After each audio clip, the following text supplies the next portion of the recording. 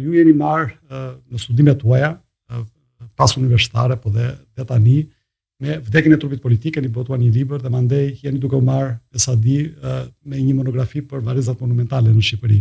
Pse kjo zgjedhje kaq specifike në poshtë në shkencë politike?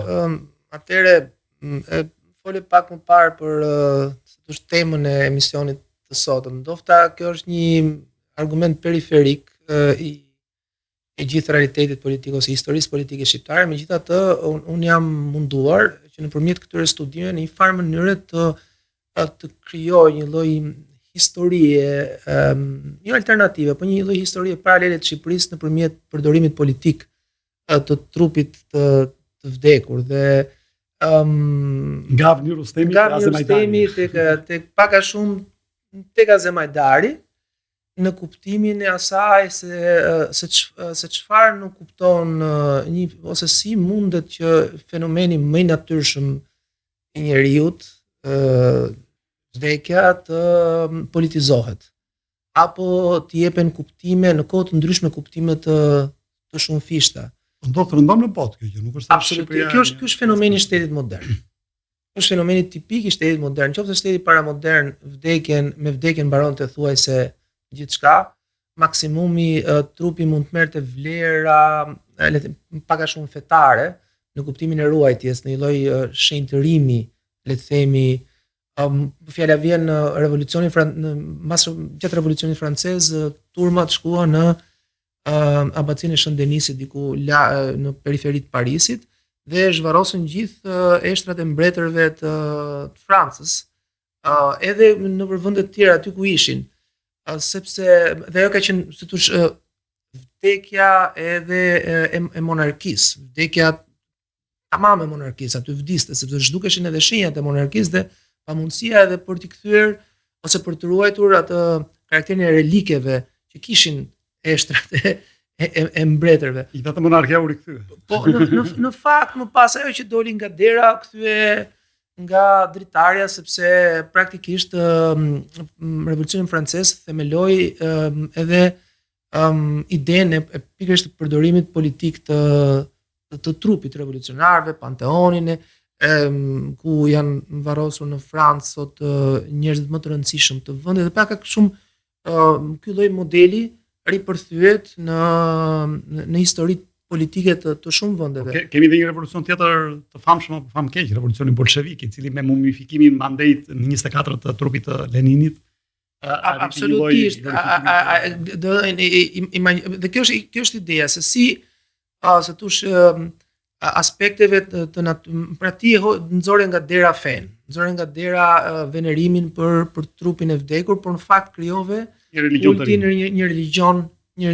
të ri, religjon politik të ri dhe bile unë them që çdo lloj regjimi fillon dhe mbaron nëpërmjet përdorimit të trupave të trupit të vdekur. Ai ishte, se më ngasmon pak kjo pjesë, ai ishte Shqipëria shembulli më ekstrem i kësaj në Shqipërinë totalitare të periudhës komuniste. Gëzim Qendro ka një artikull apo një libër, nuk e kujtoj fort mirë, i cili merret pikërisht me këtë. Ka një se mbi Enver Hoxhën para disa ditësh e pash. Një fe e re në një farë mënyrë. Jo detyrimisht, përkundrazi, unë do të thosha që ka një lloj miksimi mes traditës dhe mes ndjeshmërive të traditës dhe modernitetit, ose përdorimit me valencë politike të trupit të vdekur.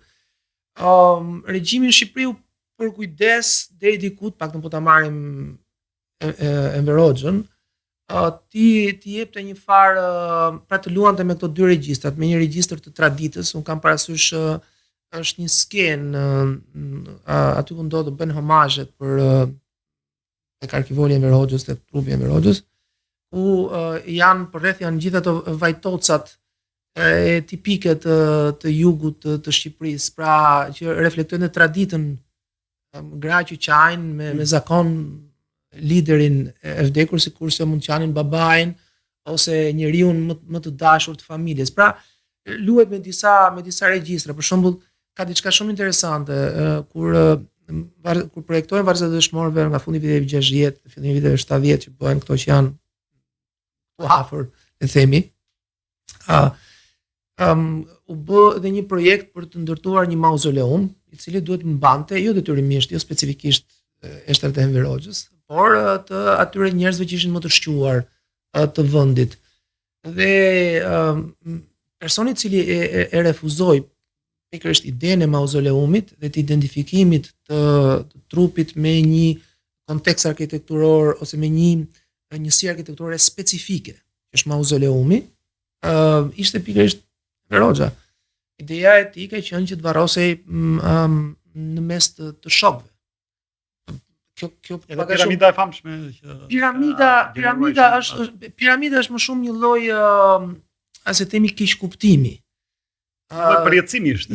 Një lloj përjetësimi, ka diçka shumë interesante. Bulevardi i Dëshmorët e Kombit në fillimet e veta, në fillimet flas mbas viteve 40, në vitet 40-50, pak a shumë u kthye, se thosh, imazhi përkonte me realitetin, sepse përgjatë bulevardit Dëshmorët e Kombit, diku aty kush galeria e arteve sot kanë qenë të varrosur Vasil Shanto, Qemal Stafa edhe Gogonushi ka qenë i fundit, ka qenë një lloj muri me 4-5 varre, i cili deri diku imitonte në mendimin tim atë murin e famshëm të Kremlinit ku varrosen jo eshtrat, po hiri i shumë nga komponentët e Partisë Komuniste të Bashkimit Sovjetik, pra mbrapa Leninit.